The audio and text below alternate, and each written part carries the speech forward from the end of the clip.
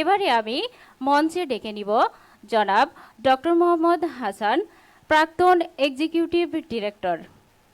আপনাকে মঞ্চে অনুরোধ করছি আসার জন্য, আপনার অনুভূতি ব্যক্ত করবার জন্য।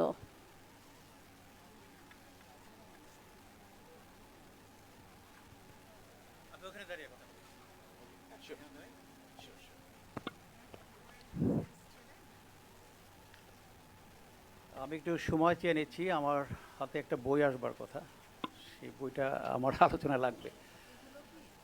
তো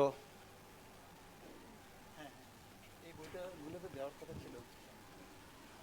ব্যাবিলন কত কথার 20তম প্রকাশনা উৎসব, শিক্ষাবৃত্তির এটা কততম, 11তম শিক্ষাবৃত্তি অনুষ্ঠান। দুটোই খুব মহতী উদ্যোগ। এই উদ্যোগে আজকে আমাকে সামিল করবার জন্য আয়োজকদেরকে আমি ধন্যবাদ জানাচ্ছি। ব্যাবিলন, ও বলছে যে ব্যাবিলনের আমার নামের আগে একটা ডক্টর শব্দটা ব্যবহার করেছে, তো এই কারণেই আমার একটু ওই টিচার ভাব একটু নিতে হবে আর কি। তো আমি একটু সময় নিব। আজকে সকালে আমার সাথে কথা হচ্ছিল ওই 7 সমুদ্র 13 নদীর পাড়ের যে ডাইরেক্টর স্যার থাকেন আর কি, জি, তো ওনার সাথে প্রায় ভোর 4:30টার দিকে। তো উনি বলছিলেন যে আপনি যাবেন শুনলাম, তো আমি খুব খুশি হয়েছি, আপনি কিছু বলেন, তো 2 মিনিট অন্তত কথা বলেন। হ্যাঁ, পেয়েছি। তো আমি বললাম জি স্যার, আমি যাব এবং আমি কথা বলবো। তো ওই যে স্যার আমাকে সময় বেঁধে দিলেন 2 মিনিট কথা বলেন। তো আমি মনে মনে ভাবলাম যে আপনি যেহেতু নাই, 2 মিনিট না, আমি একটু বেশি হয়তো কথা বলতে পারবো, কিন্তু উনি থাকলে এই 2 মিনিট কথা বলাটাও খুব আমাদের জন্য, আমরা যারা প্রাক্তন ব্যাবিলনিয়ান আমাদেরকে বলে থাকি, তাদের জন্য খুব ডিফিকাল্ট হতো। কারণ আমরা কি বলবো, কিভাবে বলবো। এই যে ছাত্র আন্দোলনের পরে একটা বিষয়, একটা শব্দ খুব পপুলার হয়েছে, মাস্টার মাইন্ড। আমি যারা এখানে মেধাবী ছাত্রছাত্রী আছো, তোমাদের উদ্দেশ্যে বলছি, তোমরা একটা সুন্দর আয়োজনের মধ্য দিয়ে তোমাদের আজকে এই যে মেধার স্বীকৃতি পেলা, এর পিছনে যে কারিগর, ব্যাবিলন কথকথার যে সম্পাদক বা এই যে শিক্ষাবৃত্তির যে কারিগর, এর পিছনে যেটা আমি বললাম যে মাস্টার মাইন্ড, উনি সরাসরি তোমাদের এখানে উপস্থিত থাকলে হয়তো তোমার এই আজকের এই প্রোগ্রামটা আরও সুন্দর হতো এবং আরও সুন্দর সুন্দর কথা, জীবনের কথা তোমরা শুনতে পারতা। কিন্তু আমাদের জন্য যেটা সমস্যা সেটা হচ্ছে যে ওনার সামনে দাঁড়িয়ে কথা বলা 2 মিনিট, এটা খুব ডিফিকাল্ট। কারণ সব কিছুই লক্ষ্য করেন, আমরা কিভাবে কথা বলি, কীভাবে দাঁড়ালাম, কোন শব্দটা কোথায় প্রয়োগ করলাম। তো যেহেতু উনি নাই, কাজেই আমি আশা করি আয়োজক আমাকে আরেকটু সময় দেবেন, আমি নির্ভয় কিছু বিষয় আলাপ করব।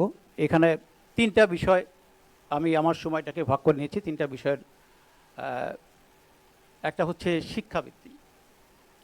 আজকে যারা মেধার স্বীকৃতি হিসেবে ব্যাবিলনের এই যে বৃত্তি তোমরা পাচ্ছ, এটা কিন্তু একটা বলবো যে আরেকবার মেধার স্বীকৃতি। কারণ নিশ্চয়ই তোমাদের একটা এক্সামের মধ্য দিয়ে আসতে হয়েছে, তাই তো? শুধু জাতীয় পরীক্ষাগুলোতে যেসব বিষয়ে এখন শোনা যায় যে পরীক্ষাতে অনেক অনিয়ম ঘটে, কিন্তু 2 বছরের জন্য যে বৃত্তিটা তোমরা পাবা, তোমরা নিশ্চয়ই ভালো পড়াশোনা করে বিভিন্ন বিশ্ববিদ্যালয়ে, পাবলিক বিশ্ববিদ্যালয়ে তোমরা পড়াশোনা করবা। আজকে যে পাবলিক বিশ্ববিদ্যালয়ে যে ছেলেমেয়েরা পড়াশোনা করে, তারা কিন্তু তোমাদের মতোই অধিকাংশই গ্রাম থেকে আসা মানুষ। তো তারাই আজকের দেশের বিভিন্ন গুরুত্বপূর্ণ দায়িত্বে কিন্তু তারাই আছে, এদের শিকড়টা কিন্তু গ্রামের। তো এই মানুষগুলোই প্রফেশনে এসে তারা কিন্তু তাদের যে ছোটোবেলার স্বপ্ন, বড় হলে ডাক্তার হবে, গরিব মানুষের সেবা করবে, সেই স্বপ্ন থেকে তারা দূরে চলে যায়। তারা গরিব রোগীকে দেখতেই চায় না, তারা সুযোগ পেলেই দুর্নীতিতে জড়িয়ে যায়। এইটার অনেকগুলো কারণ থাকতে পারে, তার মধ্যে একটা কারণ হচ্ছে ছোটবেলায় তারা বইপত্র পড়ে ভালো মানুষ হবার জন্য না, ভালো একটা চাকরি পাওয়ার জন্য। আমাদের দেশের এই যে আমরা এখন গণতন্ত্রের কথা বলছি, নির্বাচন হলে একটা গণতান্ত্রিক দেশ আমরা পাবো, এইসব বিষয় খুব আলোচনা হচ্ছে। একটা দেশের গণতন্ত্র নির্ভর করে সেই দেশের মানুষ, বিশেষ করে ছাত্রছাত্রীরা কতটা মানবাধিকার সম্পর্কে ওয়াকিবহাল। যেই দেশের ছেলেমেয়েরা মানবাধিকার সম্পর্কে যত বেশি অবগত, ওই দেশের গণতন্ত্র তত মজবুত। এখন এই মানবাধিকারটা কি? আমি নিশ্চিত যে আমাদের দেশের কারিকুলামে এইগুলো পড়ানো হয় না, কিন্তু আমরা সবাই মানবাধিকার বলি। তো এই মানবাধিকারটা যেহেতু পড়ানো হয় না, কাজেই জানার সুযোগও ঘটে না। তো এই মানবাধিকার জাতিসংঘের 1948 সালের 10 ডিসেম্বর, আগামী কয়েকদিন পরেই বিশ্ব আন্তর্জাতিক মানবাধিকার দিবস। তো এই 48 সালে, আজ থেকে অনেক বছর আগে, কত বছর হবে, 48 সাল, জাতিসংঘের সেই সময়ে 10 ডিসেম্বর 30টা ধারা নিয়ে মানবাধিকার সনদ গৃহীত হয়। তো আমরাও যেহেতু জাতিসংঘের একজন সদস্য রাষ্ট্র, আমরাও সেই সনদের ধারাবাহিকতা রক্ষার দায়িত্ব বা কর্তব্য এইটা আমাদের উপর বর্তায়। তো এখন যে বিষয়টা পড়ানো হয় না, সেই ব্যাপারে না জানাটা কারো দোষ না। বা আজকে যে জায়গায় আমরা দাঁড়িয়ে কথা বলছি, এই জায়গায় দাঁড়ানো আমরা সবাই হয়তো বলতে পারবো যে মানবাধিকার রক্ষা করতে হবে, কিন্তু মানবাধিকার কী কী অধিকার, মানবাধিকার এটা তো আমরা জানি না, আমাদের একাডেমিতে তো এটা পড়ানো হয় না। তো youth for human rights international, এটা একটা ইউএস ভিত্তিক একটা নন প্রফিট নন পলিটিক্যাল একটা অর্গানাইজেশন। তারা গ্লোবালি একটা গবেষণা করেছেন যে ইভেন উন্নত দেশগুলোতে এই বিষয়ে পড়ানো হয় না। তো আমি বললাম গণতন্ত্রের ভিত্তিটা ডিপেন্ড করে ওই দেশের ছেলেমেয়েদের, নাগরিকদের মানবাধিকার সম্পর্কে জানার মাত্রার উপরে, কতটুকু জানে তার উপরে। তো এই যে 30টা ধারা 1948 সালের 10 ডিসেম্বর গৃহীত হলো, এর 29টা ধারায় কিন্তু অধিকার নিয়ে, এর মধ্যে মাত্র একটা হচ্ছে কর্তব্য নিয়ে, দায়িত্ব নিয়ে। সেটা হচ্ছে যে আমি অন্যের অধিকার ক্ষুণ্ণ করব না। আমি যদি অন্যের অধিকার ক্ষুণ্ণ না করি, তাহলে অটোমেটিক্যালি আমার অধিকার রক্ষিত হবে। তো আমি তোমাদের জন্য, বিশেষ করে যারা আজকে বৃত্তি পেলা, তাদের জন্য এই বইটা নিয়ে আসছি। অর্গানাইজাররা তোমাদেরকে এই বইগুলা দিবে, তো তোমরা এটা তোমাদের কাছে রেখে দিবা কখনো প্রয়োজন হলে। এবং এটা যেহেতু ইংরেজিতে এবং অনেক বড় সেন্টেন্সকে ছোট্ট করে লেখা, একটা করে নতুন শব্দ জানলেও তোমাদের উপকারে লাগবে। তাহলে তোমরা যখন প্রফেশনে যাবা, যখন তোমরা বড় হবা, বড় দায়িত্ব পাবা, এই বইটার একবার পড়লেও তোমাদের মনে থাকবে যে কি আমার করা উচিত, বা অন্যের অধিকারটাকে আমি রক্ষা করছি কিনা। তো এইটাই হবে তোমার আজকের প্রতিজ্ঞা। ব্যাবিলন তো তার কর্পোরেট সোশ্যাল রেসপন্সিবিলিটির আওতায় তোমাদেরকে বৃত্তি প্রদান করছে। এটা সে তার অর্থনৈতিক অবস্থার কারণ সেইটা পাচ্ছে। আমি আমার জায়গা থেকে তোমাদেরকে মানবাধিকার নিয়ে বললাম, সচেতন করার চেষ্টা করলাম। তোমরাও তোমাদের জায়গা থেকে, যেহেতু তোমাদের স্বপ্ন অনেক বড়, তোমরা চেষ্টা করবা যেন তোমাদের দ্বারা বর্তমানে এবং ভবিষ্যতে কারো অধিকার ক্ষুণ্ণ না হয়। তাহলে আমরা এই দেশটাকে সোনার বাংলা যে স্বপ্ন আমরা দেখি, সেই দেশ করতে পারবো। নতুবা এই যে বৈষম্য বিরোধী আন্দোলন যেটা আমরা করলাম, তোমরা করলাম, সেটা কিন্তু ব্যর্থই হবে। এই বৈষম্য বাড়বে, কমবে না, যদি আমরা অন্যের অধিকার, মানুষের মর্যাদা এইটা রক্ষা করতে না পারি। আমার দ্বিতীয় প্রসঙ্গটা হচ্ছে ব্যাবিলন কত কথা, 20 বছরের জার্নি। সিও সাহেব বলে গেলেন 2 দশক, ডেফিনেটলি অ্যান্ড আনইন্টারাপ্টেড। এটা ধারাবাহিকতা ক্ষুণ্ণ হয় না, ইভেন কোভিডের সময়ও, যতটুকু আমি জানি। তো গত 2 বছর এই সেক্টরটা প্রচুর একটা টার্মোলের মধ্যে দিয়ে গিয়েছে। আমি যেহেতু লেখালেখির সাথে যুক্ত, এই সেক্টরটা নিয়ে, সেক্টরের মানুষগুলোকে নিয়ে আমি লিখতে পছন্দ করি, তো আমি প্রত্যেকটা ঘটনায় বিশ্লেষণ করার চেষ্টা করেছি। এইবারের লেবার আনরেস্টের বিষয়টা ছিল একটু, ডাইনামিকটা একটু ভিন্ন ছিল, হয়তো অনেকের ব্যাপারটা লক্ষ্য করেছেন। পারস্পরিক অনাস্থা একটা প্রধান উপসর্গ ছিল, অর্থাৎ প্রায় প্রত্যেকটা ফ্যাক্টরির আনরেস্টে শ্রমিক তার বসকে ফিজিক্যালি অ্যাসল্ট করেছে। এটা একটা ডেঞ্জারাস ইস্যু। অর্থাৎ শ্রমিকের সাথে ব্যবস্থাপনার লোকদের সাথে সম্পর্কের ঘাটতি আছে, আস্থার অভাব আছে। অনেক বড় বড় কোম্পানিতে এই ঘটনা ঘটেছে। তো আমি মনে করি আমার এরকম হলেই, হেমায়তপুরে কিছু ঘটছে বা মিরপুরে কিছু ঘটলেই আমি সবুজকে ফোন দিই যে সব ঠিক আছে কিনা। তো ওর কাছে এটা জানার পরে আমার যেটা মনে হয়েছে যে এইটার পিছনে ব্যাবিলন কথোকথার একটা ভালো ভূমিকা আছে। এই যে ব্রিজিংটা করা, শ্রমিকের সাথে ব্যবস্থাপকদের ব্রিজিংটা করা, এইটা খুব দরকার। এবং দুঃখজনক হলে সত্ত্বেও যে এই ব্রিজিংটা ইন্ডাস্ট্রিতে গড়ে ওঠে নাই।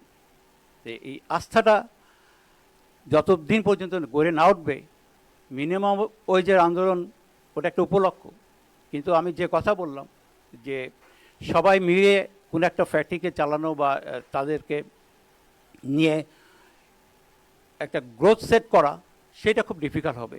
তো আমি আশা করব এই 20 বছরের এই যে প্রকাশনা, এটা আগামী 50 বছর পর্যন্ত এই ধারাবাহিকতা থাকবে এবং ওই জাতীয় ঘটনা ব্যাবিলনে ঘটবে না, এটা আমার দৃঢ় বিশ্বাস এবং আস্থা আপনাদের প্রতি। আমার তৃতীয় বিষয়টা হচ্ছে, আমি এই কোম্পানিতে 25 বছর ছিলাম। তো আমি যখন ঘেটে আসছি, হয়তো আমি বয়সও হয়েছে, অনেকের মনে করতে পারি না, কিন্তু আমি প্রচুর স্যার কেমন আছেন বা স্যার ভালো আছেন এরকম শব্দ শুনে শুনে আমি উপরে উঠলাম। তো আমার একটা ব্যবহারের সাথে অ্যাটাচমেন্টটা একটু স্বাভাবিক, 25 বছরে জানি একটু ভিন্ন হবে। তো এটাও আমি বলি, আমি সাইফুল হকের মতো ওইটা পারি না যে আমি এই দিনের অপেক্ষায় থাকি। আমার আজকে আসা হতো না, আমি আসলে অপেক্ষায় থাকি বা আমার ব্যস্ততার কারণে এটা হয় না। কিন্তু আমি আসছি একটা বড় কারণ হচ্ছে এই যে আজকে শিক্ষাবৃত্তি প্রোগ্রাম, আমি এটা মিস করতে চাই নাই। গত বছর যখন আমাদের ছাত্র আন্দোলন হলো, যখন আমাদের প্রথম শহীদ রংপুরের আবু সাইদ মারা গেল, তার কিছুদিন পরে আমি একটা ফোন রিসিভ করি আমেরিকা থেকে, রয়টার্স থেকে। তো তারা আমার কাছ থেকে জানতে চায় যে আবু সাইদের শিক্ষাবৃত্তি বিষয়টা সম্পর্কে, কত দেওয়া হতো, কবে দেওয়া হয়েছিল, কত আবু সাইদ কেমন ছিল ইত্যাদি। তো যেহেতু আমি অনেক দিন, প্রায় 5 বছর ব্যাবিলনে নাই, আমি ওনাকে হোল্ড করলাম, কারণ ওই সাংবাদিককে যে তুমি একটু লাইনে থাকো। I made a call from another line, সবুজকে আমি ফোন করলাম, সবুজ এই আবু সাইদের এই বিষয়টা কী। তখন সবুজ আমাকে নিশ্চিত করলো যে হ্যাঁ, আবু সাইদের এই শিক্ষাবৃত্তি, এবং আপনি তখন স্যার আপনি ছিলেন এই ব্যাবিলনে। তো আমি ওর কাছে যতটুকু শুনে আমি ওই সাংবাদিককে আবার বললাম যে হ্যাঁ, এটা তুমি যা শুনছো ঠিক শুনছো, এটা ব্যাবিলন থেকেই ওকে বৃত্তি দেওয়া হতো। এই যে ব্যাপার, ব্যাবিলন বৃত্তি দিচ্ছে হচ্ছে জাতীয় পর্যায়ের মেধাবী ছেলেমেয়েদেরকে, কিন্তু এটা কিন্তু ইম্প্যাক্টটা ইন্টারন্যাশনালি। এটা পরে আমি ভিডিওতে দেখলাম, আবু সাইদের বোন কেঁদে কেঁদে বলছিল ব্যাবিলনের কথা, সেইটা রয়টার্স পর্যন্ত চলে গেছে মুহূর্তের মধ্যে। তো এটার ইম্প্যাক্টটা অনেক বড়। তো তোমরাই আগামীতে নেতৃত্ব দিবা, কিন্তু মনকে কখনো দুর্বল করবা না। আবু সাইদের মতো সাহসী হতে হবে এবং প্রতিজ্ঞা নিতে হবে যে তোমরা যেন সুযোগ পেলে, এই যে আজকে যেটা আমি বললাম, এই অন্যের অধিকারকে ক্ষুণ্ণ করবা না, তাহলে অটোমেটিকলি তোমার অধিকার রক্ষিত হবে। তো আমি যেটা বলছিলাম যে আমাদের কলিগদের বিষয়ে, তো অনেক পরিচিত মুখ, অনেক আবেগের ব্যাপার। তো তো লম্বা সময় ব্যাবিলনের সাথে থাকা, তো মাঝখানে আমার একটা ফিজিক্যাল ইস্যু ছিল। আমার ডাক্তারের একটু বারণ ছিল যে আমি কম্পিউটারে কম কাজ করি। তো তখন আমরা তো কাজের মানুষ, সারা জীবনে শ্রমিকদের সাথে থাকা মানুষ, তো এই মুহূর্তে আমি কী করব? তো আমি চিন্তা করে দেখলাম যে এক সময়ে ব্যাবিলন কত কথার জন্য আমি একটা লেখা লিখছিলাম, কিন্তু সম্পাদক স্যার ওইটা একটু বেশি বড় বলেও বলছে যে না, আপনার অন্য একটা লেখা দেন, এটা একটু বেশি বড় হয়ে যায়। তো ওইটা আমার মনে হলো যে এইটা তো আমি লেখাটা লিখছিলাম, লেখাটা কোথায়, বাংলা একটা লেখা লিখছিলাম। তো আমি ওইটা অনেক খুঁজে টুজে বইটা ওটা পেলাম, পেলে আমি এটা নিয়ে আবার একটু ওইটাকে বড় করলাম। বড় করে আমি প্রকাশক সাহেবকে ফোন দিলাম যে ভাই আমি তো একটা গল্প লিখছি, গল্পটা আপনাকে পড়তে দেব। তো উনি বললেন যে না, একটা গল্প লিখতে তো ভাই 35,000 শব্দ লাগবে। তো এটা আমি জানতাম না, 35,000 শব্দ। আমি তো অবাক হয়ে গেলাম, 35,000 শব্দ আমি বানাবো কী করে? তো যাই হোক, আমি বললাম যে এত আমি পারবো না, তো আমি 20,000-এর উপরে করা যায় কিনা এটা দেখি, কারণ একই বিষয়টাকে কতভাবে আর বড় করা যায়। আমি তো আর সাহিত্যিক মানুষ না, বা আমি ব্যাবিলন কত কথা সম্পাদকও না, এবং জীবনে প্রথম আর বাংলা যদি এটা ছাপা হয় তাহলে প্রথম বই হবে। তো ওই বইটা আসলে ব্যাবিলনের কে নিয়েই অনেকটাই। তো আমাদের এখানে একজন ওই সময়ের ওয়েলফেয়ার অফিসার ছিলেন, রেবেকা ম্যাডাম। আমি হয়তো অনেক পুরানো নাম একটা মনে করলাম, রেবেকা ম্যাডাম ছিল। আমি রেবেকা ম্যাডামকে ফলো করতাম যে উনি কী করে, কীভাবে করে। তো এইটা একটা মেশিন অপারেটর জীবন কাহিনী। তো এবং ওয়েলফেয়ার অফিসারদের সাথে একটা ফ্যাক্টরিতে যা যা ঘটে সেই বিষয়গুলোকে নিয়েই এই বইটা লেখা। তো যেহেতু আমি একটু এই সেক্টরের সমালোচকও, কারণ এই 32 বছর কর্মজীবনেও আমি মনে করি যে আমি আসলে এই সেক্টরের মানুষ না। এখন এইটা শুনলে হয়তো কেউ কেউ বলবে হিপোক্রেট, যে এই সেক্টরে 32 বছর অথচ এই সেক্টরের মানুষ না। ডেফিনেটলি আমি বিশ্বাস করি আমি এই সেক্টরের প্রফিট, এই সেক্টরের বিজনেস, এই সেক্টরের কস্টিং, ইফিসিয়েন্সি, এইগুলো মানুষ আমি না। আমি এই সেক্টরের যারা কাজ করে তাদের মানুষ।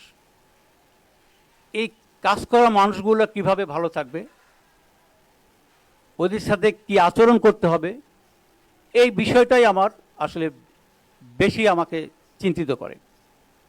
তো এই লেখাতেও সেই বিষয়গুলো আছে, কিছু ব্যঙ্গাত্মক বিষয় আছে।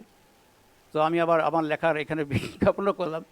আমি এসে পরে আমাদের কোনো লেখা আমাদের ব্যাবিলন কত কথার সম্পাদক সাহেবের নোটিশে না এনে এটা পত্রিকায় বা প্রকাশ হবে, এটা তো সম্ভব না। তো আমি সাহস করে ইমদাদ স্যারকে পাঠালাম যে স্যার এরকম একটা লেখা লিখছি, তো আপনি যদি দেখে দেন। তো এক সপ্তাহ চলে গেল, উনি আর ফিডব্যাক দেয় না। আমি ভাবছি যে এটা বোধহয় ওনার পছন্দ হয় নাই। তো কিন্তু আমার খুব ভালো লাগছে, আমি যখন লিখছি আমার খুব ভালো লাগছে। আমি আমার মিসেসকে দিয়েও আবার সার্টিফাই করেছি, সেও বলছে না খুব ভালো হয়েছে। তো আমার মিসেস আবার বলছে তুমি এত কিছু জানলা কেমনে, তুমি তো গার্মেন্টসের মানে ফ্লোরে চাকরি করো নাই। তো আমি বলছি জানছি, জানা তো লাগে না, আমার তো ফ্লোরে চাকরি করার দরকার নেই, আমি তো এই প্রসেসের মধ্যে ছিলাম। তো আমি কয়েকজনকে পাঠালাম, এবং যিনি ছাপাবেন তিনি আসলে এমদাদ স্যারেরও প্রকাশক, তো সেই আদিত্য সাহেবকে পাঠালাম। তো উনিও বললো যে না, প্রথম বই হিসেবে খুব ভালো লাগছে, অনেকের চেয়ে খুব ভালো লাগছে। কিন্তু এর মধ্যে সম্পাদক স্যার কোনো ফিডব্যাক দিচ্ছে না, আমি একটু চিন্তিত যে এটা কি হইল। তো আমি ওনাকে একটা মেসেজ দিলাম যে স্যার ওই বইটা নিয়ে আমি একটু কথা বলতে চাই। তো উনি তো স্বাভাবিক পাঞ্চল মানুষ, সাথে সাথেই আমাকে মেসেজ করেছে 10 মিনিটের মধ্যে উনি আমাকে ফোন করবেন। তো উনি ফোন দিলেন, কথা হলো। তো উনি একটা অ্যাডভাইস দিলেন যে আপনার পরিচিত যারা যারা আছে এদেরকে এই বইটা দিয়ে দেন, ওদের কাছে একটা ফিডব্যাক নেন। তো আমার আজকে এইখানে আসবার এটাও একটা কারণ যে আমি এই যে রুমানা বা ডালিয়া ম্যাডাম যারা যারা আছে, বা আরিফ যারা যারা পত্রিকার সাথে যুক্ত, তাদেরকে আমি সফট কপিটা দিয়ে দিব তাদের ফিডব্যাকের জানার জন্য। কিন্তু ফিডব্যাক যাই দেন, আমি কিন্তু বইটা ছাপাবো। তো এটা আমার ডিসিশন। তো যাই হোক, নোটিশ আসছে যে আমি যেন সংক্ষেপ করি। তো আমার অনেক অনেক ভালো লেগেছে। আমি আর একটু বিষয় নিয়ে 2টা মিনিট নিব। সেটা হচ্ছে, আমি এইখানে ব্যাবিলনের একজনকে প্রতিদিন সকালে আমি দেখি, আমি জানি ওই ফারুক, ওকে দেখেছি। তো আমি ওকে এক্সাম্পল দিয়ে কথা বলি। তো আমরা হাঁটি, ফারুকও হাঁটে। হাঁটার পথে আমরা মোহাম্মদপুর রেসিডেন্সিয়াল স্কুলের পাশে একটা বাজার বসে 2 ঘন্টার জন্য। সেই বাজারে আমরা যার যা প্রয়োজন সেটা বাজার করি। তো আমার একটা স্বভাব আছে যে আমি প্রতিদিন ছোট্ট একটা গল্প পড়ে বাসা থেকে বের হই। আমি ইন্টারনেট থেকে একটা আমার পছন্দের যেখানে একটা গল্প পড়ে বের হই। গত সপ্তাহে আমি একটা গল্প পড়েছি, সেটা আমার মনে হলো যে আপনাদের সাথে শেয়ার করা দরকার, কারণ আপনারাও আমার খুব পছন্দের মানুষ, অ্যাটলিস্ট আমার সাথে যারা কাজ করেছেন। তো গল্পটা ছিল এরকম যে একটা ভদ্রলোক সকালবেলা যাচ্ছে, তার কিছু ডিম কেনা দরকার। তো সে এক ভদ্র মহিলা পাশে, রাস্তার পাশে ডিম বিক্রি করতেছে। সে ডিমের ডজন জিজ্ঞেস করেছে বা হালি জিজ্ঞেস করেছে, সে বলছে 90 টাকা। তো উনি বলছে, না 90 টাকা না, তোমাকে আমি 60 টাকা দেব। তো যেহেতু মহিলার তখন পর্যন্ত কোনো বিক্রি হয় নাই, তো 60 টাকাতে রাজি হয়েছে যে ঠিক আছে স্যার, আপনি নিয়ে যান। এবং আপনি 90 টাকার ডিম 60 টাকাতে কিনে নিয়ে গেলেন এবং খুশি হইলেন যে আমি অন্তত জিতে গেছি। ঠিক এই আমি ব্যক্তিটাই, এই আমাদের সিও সাহেব যখন সন্ধ্যাবেলা তার বন্ধুবান্ধব নিয়ে সে গুলশানের কোনো একটা রেস্টুরেন্টে গেল। রেস্টুরেন্টে গিয়ে সে খেতে পারবে হয়তো 5,000 টাকার খাবার, সে অর্ডার দিল 7,000 টাকার খাবার। অর্ধেক সে নষ্ট করলো। তারপরে বিল আসে 2700 টাকা, সে বিল দিয়ে দিল 3,000 টাকা, যে 300 টাকা তার টিপস। একই মানুষ সকালবেলা ওই গরিব মানুষটার সাথে সে বার্গেন করলো, নেগোসিয়েশন করলো এবং সে জিতে গেল মনে করলো, যার পুঁজি মাত্র 1,000 টাকা। ঠিক একই মানুষ সন্ধ্যাবেলা গিয়ে তাকে টিপস দিল যেটা তার প্রয়োজন নাই। তো এই যে বিষয়গুলা, এইগুলা নিয়ে আমি মনে করি এটা ভাববেন, এটা ভাবা দরকার যে আমাদের আসলে কোন জায়গায় কার সাথে আমরা জিতে যাচ্ছি। আমরা কি অন্যের সাথে জিতে গিয়ে ঠকে যাচ্ছি? আমাদের এই জিতাটার কি কতটুকু জেতা? তো এই প্রশ্নটা রেখে আমি সবাইকে আবারও শুভেচ্ছা জানিয়ে ধৈর্য ধরে শুনবার জন্য। আমার এই যে 2 মিনিট সময় আর একটু মানে আমি বললাম, এই জন্য আমি দুঃখিত। তো ভালো থাকবেন, ভালো রাখবেন। আল্লাহ হাফিজ।